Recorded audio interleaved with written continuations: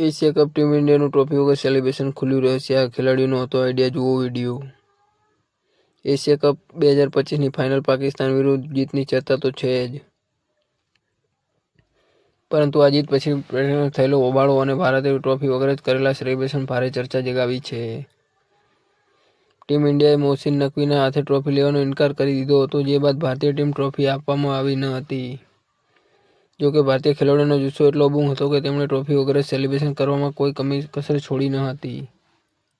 ભારતીય કેપ્ટન સૂર્યકુમાર યાદવ રોહિત શર્માની 2024ની T20 world cup જીતની સ્ટાઇલમાં વોક કર્યું અને તમામ ખેલાડીઓએ ટ્રોફી ઉઠાવવાનો મોમેન્ટ વગર ટ્રોફી સેલિબ્રેશન કર્યું। જોકે આ પ્લાનિંગ હતું અને જેનો આઈડિયા એક ભારતીય ખેલાડીએ જ આપ્યો હતો। અમારી channel like, share and subscribe કરો અને બેલ આઇકન પ્રેસ કરો।